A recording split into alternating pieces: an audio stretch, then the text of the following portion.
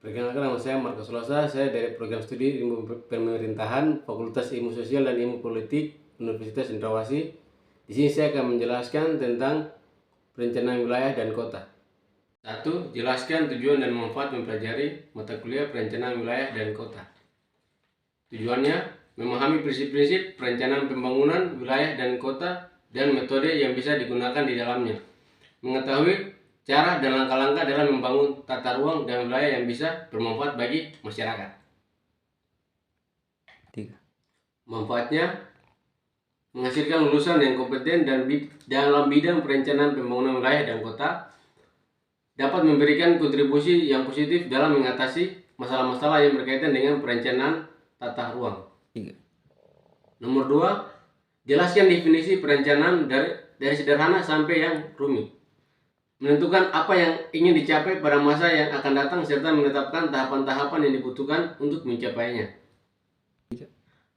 Definisi perencanaan secara sedang, yaitu perencanaan juga diartikan sebagai suatu proses pengambilan keputusan yang berdasarkan fakta mengenai kegiatan-kegiatan yang harus dilaksanakan demi tercapainya tujuan yang diharapkan atau yang dikehendaki. Definisi secara rumit, perencanaan adalah suatu rangkaian yang dibuat sebagai pedoman yang menjadi patokan dalam pelaksanaan kegiatan untuk mencapai suatu tujuan dengan sumber daya yang tersedia. Nomor 3, jenis wilayah menurut pandangan Glasson dan pandangan Hanafiah. Menurut pandangan Glasson, jenis-jenis wilayah dibagi berdasarkan ciri-ciri fisik dan geografi, yaitu wilayah daratan merupakan wilayah yang terletak di atas permukaan bumi dan dikelilingi oleh perairan. Wilayah Wilayah perairan merupakan wilayah yang dikelilingi oleh perairan seperti laut, danau, dan sungai. Wilayah udara merupakan wilayah di atmosfer yang dihuni oleh manusia dan hewan.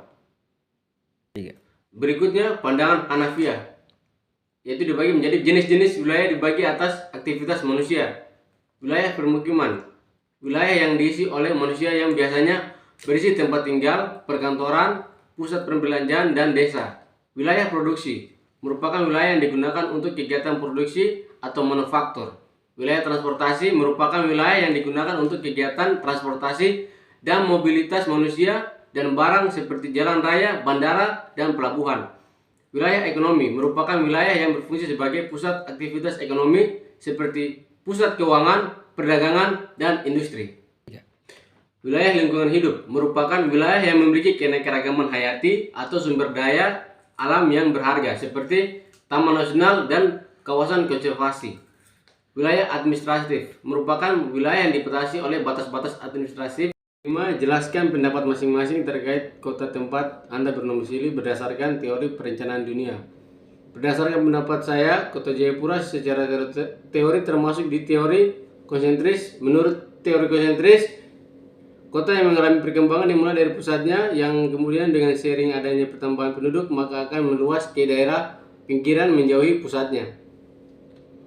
Beberapa ciri-cirinya berikut, yaitu populasi yang memiliki sosial budaya yang heterogen, perluasan area serta peningkatan populasi di sebuah kota, dan pusat sebuah kota merupakan pusat dari kegiatan ekonomi yang ada sehingga ruang di dekat pusat menjadi terbatas sehingga memiliki nilai yang tinggi.